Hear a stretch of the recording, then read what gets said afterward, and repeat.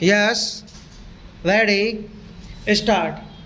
The planning process is as it should be under constant review, and we must not feel shy of initiating new approaches to planning perspectives. After 50 years of independence, the tangible benefits of planning are yet to reach the millions of our countrymen living in the remote rural areas. The quality of life presently available to the economically weaker and vulnerable sections of our society, among whom are the scheduled castes and scheduled tribes, needs to be improved without delay. The end result of planning should be monitored and evaluated so as to ensure that there is a noticeable shift in emphasis from the urban to the rural areas and from the better off sections of society to those unfortunate brethren who constitute a silent majority. Only then can we take pride that our planning effort has been realistic and worthwhile. Any effort in the direction I have indicated cannot possibly be fruitful unless the administration which is to implement these socio-economic programs is in tune with the underlying spirit of this planning exercise and responds with sympathy, understanding, and a sense of urgency to the tasks given to it. Only then will the needs of the common man, particularly of the economically weaker and more vulnerable sections of society in the remote rural areas, come nearer solution. After 50 years of independence, inadequate housing, communications, health and medical care and essential commodities at reasonable prices continue to be beyond the reach of the millions of our countrymen. We need to search our hearts to locate immediate and long-term shortfalls in reaching the benefits of planning to the grassroots of our society. Our planners are now engaged in putting a realistic result oriented rural bias into our plans for socio-economic development.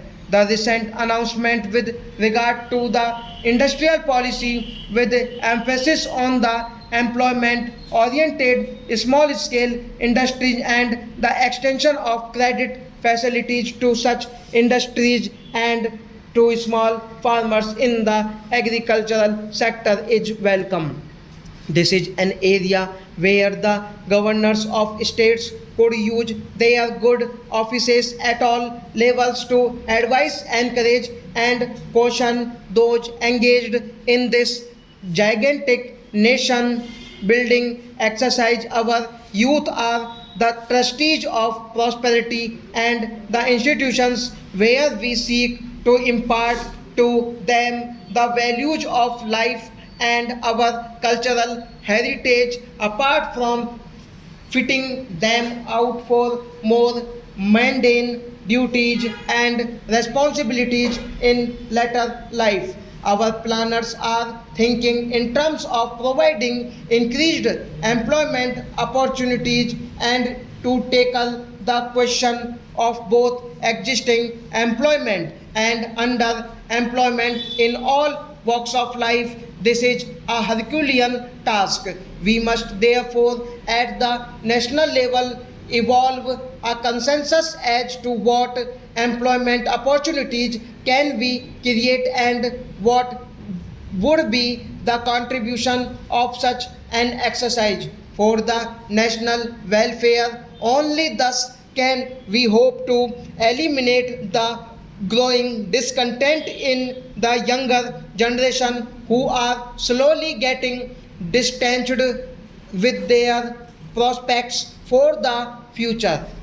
I have every hope that we in this country will go in for mass programs of self employment so that our youth will learn to seek opportunities for gainful self-employment and thus relieve the pressure in traditional occupations like government service, etc. Our resources are not ultimated, and it is necessary for us to implement urgently a program of austerity and economy where possible, eliminate wasteful expenditure and thus ensure that the maximum benefit is derived out of every rupee of revenue earned. There are, of course, traditionally prescribed methods and practices for dealing with these problems, but in all such matters which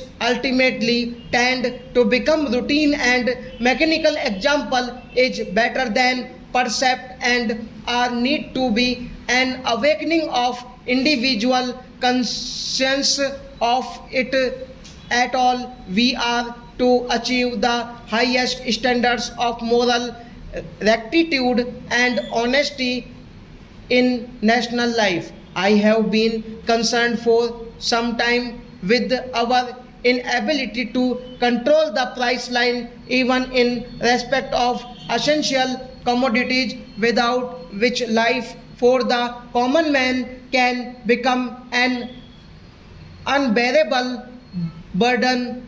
Apart from punitive action, it is necessary to enlist the goodwill and cooperation of all sections of society and all those engaged in the production and distribution process to ensure that there is not only the fear of law but also moral restraint, which places an obligation on all those of us who can help to reduce the scarcity of essential commodities and control their prices. I would particularly refer to lavish expenditure and show of extravagance among certain sections of our society, which is in the circumstances of today have no place in our way of life. The family planning program